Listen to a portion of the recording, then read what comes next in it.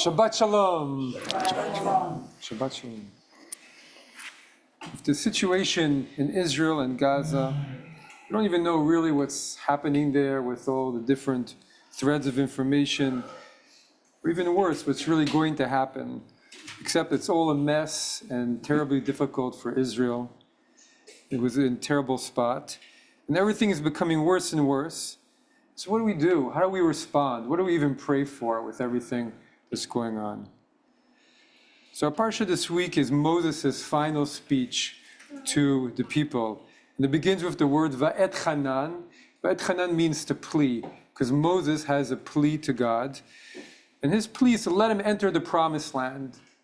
After all he'd done for the Jewish people, guided them for 40 years, given his whole life to take them through the desert. This is all he wanted, since the burning bush, to see the land of his fathers and mothers. Maybe even before, from the moment he struck the Egyptian, when he went to see about his kin, he wanted to go to the promised land and to see the land. But as we know, God says no, you cannot enter the land.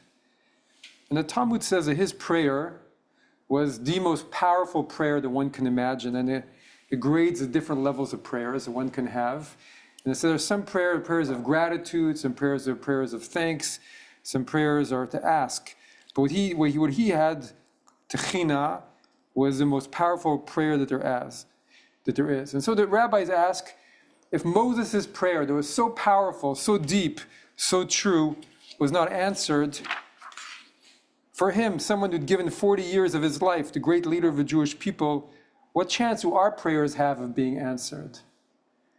Right, this is what it actually says in the Torah, the beginning of our parsha. I pleaded with Adonai at that time, saying, O Lord Adonai, you who let your servant see the first works of your greatness and your mighty hand, you whose powerful deeds no God in heaven or on earth can equal, let me, I pray, cross over and see the good land on the other side of the Jordan River, the good hill country in the Lebanon.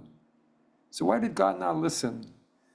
So there's this beautiful interpretation to Moses' prayer as he was looking over the mountain into the promised land and looking north and east and south and west, was not actually in vain.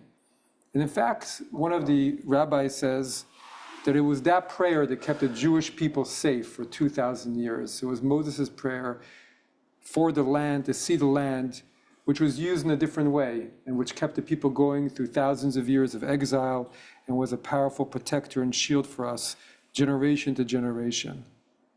And then maybe Moses was not meant to see the promised land. It was not what he needed. They needed a different leader, someone more like everybody else, to lead the people, to help them believe in themselves. And that's what was best. So sometimes we don't know what to pray for. We don't know exactly what needs to be done, what is best. We have some ideas, but there's so much conflicting information. We do know is we want peace, we want goodwill, we want health, we want the end of suffering on all sides, just the end of suffering. Sometimes it doesn't look like our direct prayers will be answered, but we can hope and pray as our prayers will be used in some other way for the best good possible, for our beloved homeland, for our neighbors, for the Jewish people. And to remember, we don't always have the long view. Everything always seems to be moving so fast. We send our prayers in our hope that they will safeguard what is most precious to us, our promised land, and for our land, our people to live in peace on that land, and to hope that they will come true, even if we can't see it directly, but as best can happen. Shabbat Shalom. Shabbat Shalom.